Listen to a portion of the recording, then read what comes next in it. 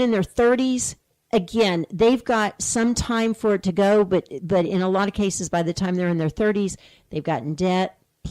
They've built, they bought things. If they haven't saved anything, I'd lay you money that most of them are living beyond their means and have debt. And so the approach with that, again, a chapter in the book, is 70-20-10, where you live on 70% of your income. You use 20% of your income to start paying off your debt. And there's a system I use to try to be it most efficiently.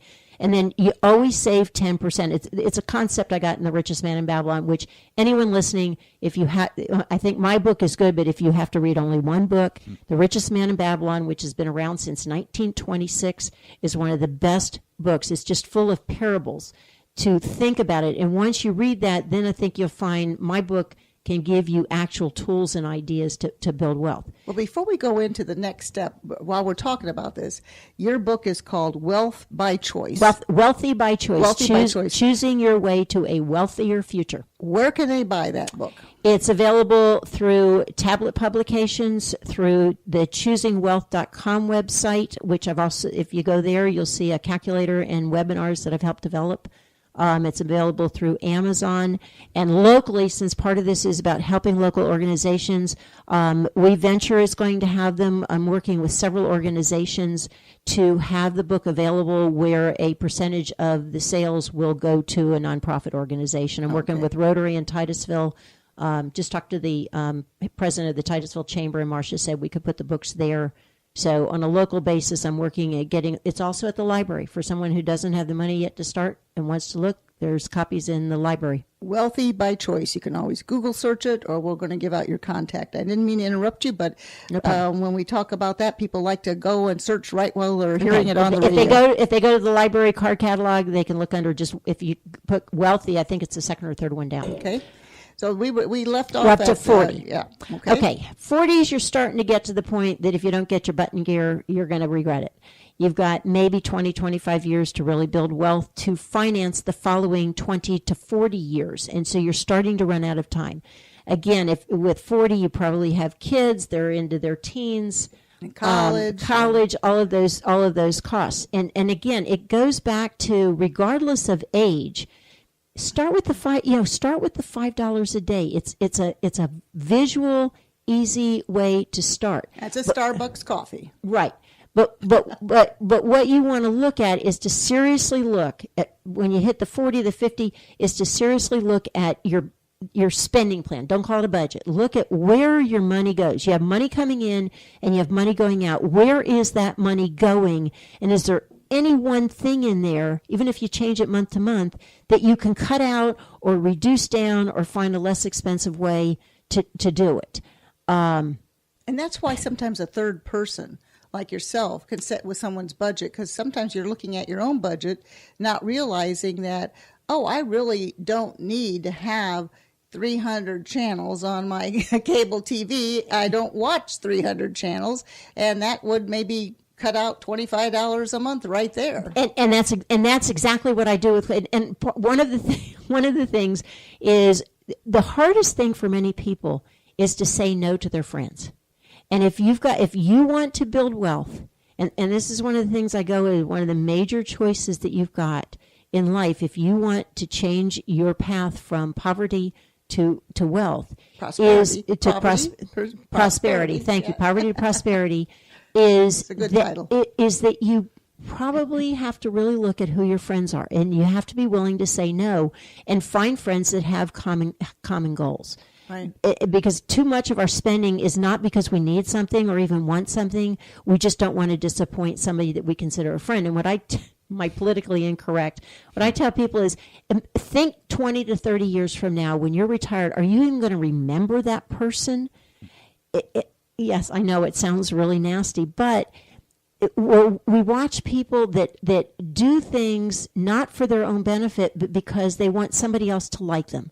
And if that's what it takes, if giving up your financial freedom in the future is what it takes to have somebody like you, you need to evaluate what's really important to you and your family. The other thing I tell clients is, if they're married and the spouse is on the other side, I say, just blame me. I said, just tell my financial planner told me. Usually you have that one is a spender and one's a saver. Right, exactly. And they're fighting about that. Where as a third party advisor, you can solve a lot of their problems without somebody being the bad guy. Well, I take on being the bad guy. Yes, that's and what that I said, just blame me. And once you start Eileen's, there's believe me, there's a lot of things. Well, we want to get this pool. I said, okay. Let's look at what that's going to do to your financial future. Or we want to buy a new car. What's that going to do to your financial future? I mean, I love the fact that Ralph was doing, used cars, because if you look at how much you can build wealth by buying used cars and keeping them until they die. That was our show from last week, Ralph Peronitz, doing some great charity events with his used cars. Yeah. So people that didn't hear that show knows what we're talking about. Okay, sorry about that.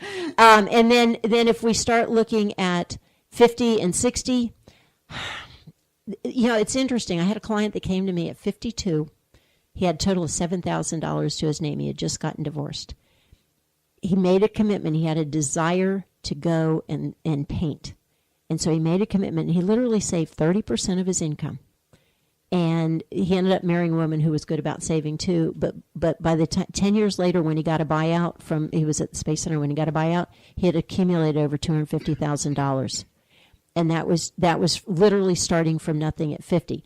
60, the sad part is if somebody has no money saved and they're in their 60s, their only real option is most likely going to be to keep working as long as they're possibly able. And the problem with that is that more and more, there was just an article on that people say, well, I'll work forever. And I said, that may not be an option because companies aren't necessarily hiring older people. Yeah, we see that. Unfortunately, I work with a lot of clients, again, in the law office. I do a lot, mostly it's transactional real estate, but I do some estate planning work as well. And we have people come in or I'm dealing with people in distressed property situations where they're older folks and they've been laid off of their job and they're 100% capable, high quality workers, but they can't find a job. It's just the market is not there for an older person when there's younger people who come along either cheaper, or it's not always about the money even. It's about just the perceived longevity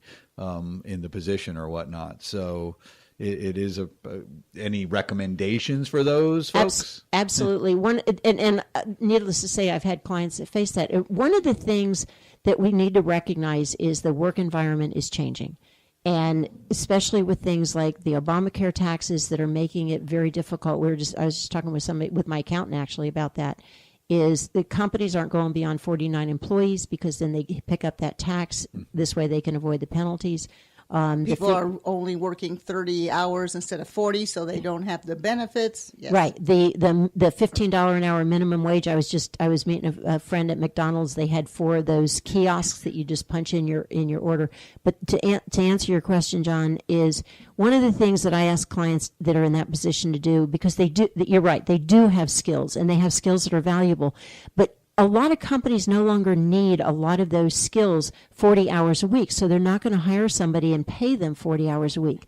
So what I recommend they do is basically become You Inc. They become their own business. They create a brochure. Here are the skills that I have to offer, and they market themselves to multiple companies. If they can find 5 businesses that need them 1 day a week, or 30 businesses that need them to come in 1 day a month, they have full-time income without having a full-time job. More importantly, they're actually at less risk of financial problems because instead of having one, I was talking diversified portfolio. Exactly. Exactly. As the independent contractor as opposed to an employer. Exactly. And the thing that you look at is when you only have, going back to the diversified portfolio, if you only have one customer, which is when you have a job, if that customer no longer wants you to provide that service, you've lost them.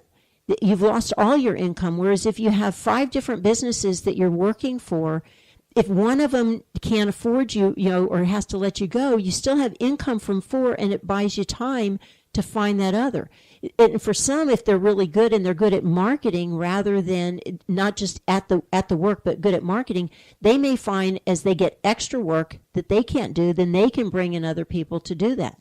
And I've had clients that started out, offering a service and they got overloaded because they were very good. Mm-hmm. They brought in friends that had comparable skills and they got a percentage of what that person earned. So, there's a lot of opportunities, but I think part of it is people have to stop looking and saying, I need a job. What they need is work. And what companies have done, while they may have eliminated jobs, the work still needs to be done. And so if you can provide that service that will fulfill the need, then they're going to hire somebody. Now, you may have to, what I've told clients especially, some of this is not real nice, but it's reality, is if you go back when in 94, 95, when there was a cutback at the space program back then, is I talked to business owners in the area, small business owners, and they told me, they said, we get somebody that has most of their career at the Space Center, we just throw it because we throw it in the circular file in the trash can, basically, because they don't understand what it takes to work in a small business. We don't have multiple layers that can take care of stuff. Where you do one job all the time. When you're in a small business, you have to wear 4 or 5 hats sometimes. Exactly. And so what I always tell them is, I said, if you're not working anyway, why not offer a company a chance to interview you over 2 weeks to see what you can do? So that you offer, I will come to work for you for a week and show you what I'm capable of doing. Because actually a lot of those people do have skills well beyond just their narrow job, but that's not what they allow them to do at the Space Center. So it gives them a chance to show their work ethic, that they show up, that they're willing to volunteer to do work. And that's what small businesses have to have. They can't have somebody that can only do one thing. Right. They need somebody that if somebody's out sick, that they can at least pick up that, or most companies are lean and mean today. They have one missing and somebody can't pick up that work, that company is shut down for the day. Mm-hmm. And what you're talking about is internships, and we don't see enough of that. I've done that in my office over the years occasionally, where I may not have an immediate need for a position, or somebody reaches out to me, and we go ahead and say, you know what, if you want to intern for a period of time and we'll see if it works. And on multiple occasions, I've ended up ultimately hiring the person who interned for a little bit. They proved that they did have a long-term worth to me. And sometimes they just want that experience so that they can now go out and look for the full-time, full-paying job, but can say, look, I have experience because I've interned here and have learned the skills. Again, actually, I'm not even talking about younger folks, although they had been younger rather than older, but the same thing can apply. That way of getting in the door is, by offering your services as an intern, say, look, let me show you what I'm worth. I think that's an excellent advice. Absolutely true. And that's what people need to recognize is the 40-hour a week, getting paid for 40 hours a week, getting all the benefits and stuff like that. They're in very, very large companies that may still survive. Beyond that, it's different. We really appreciate you being on the show. Ilene Davis, you have hours of wealth of information. Oh, look at how I put wealth in there. Hours of a wealth of information about wealth. And people need to know where they're at, where they're going, and have someone to help them with their roadmap. Please give out your information again on how they could contact you, and perhaps, again, mention your book. And we just have a couple moments left, but talk about going to your website. You've created a special calculator that people can try out. I know that gives you a lot of information to do in the next 30 or 45 seconds, but go. Office phone number, 321-631-1127. I'm happy to send you out my information. Just call and ask. The website that I mentioned is www.choosingwealth.com. Watch the webinars. You'll learn a lot. If you want to try the calculator, go to the store tab and you can try it out for free for a couple days. What does that calculator help you do? Find your wealth and how many years and so forth? It does almost every kind of financial calculation dealing with personal finance that you could probably think of. Go there and visit it and find out more about that. Jonathan, go ahead and give out your information as well. Well, you can reach me at Lack and Lack Chartered, which on the website is www.lacklaw.com. That's LACKLAW.com, or by phone, area code 321-953-5115. As you can see, we like to have guests on the show that have the heart of a teacher that can explain things, because there's people out there to help you no matter what your need is, whether it's financial, real estate, service, any kind of services. We try to bring everything to the forefront on helping our community. So come back next week. We'll have another guest explaining how you can benefit from the community services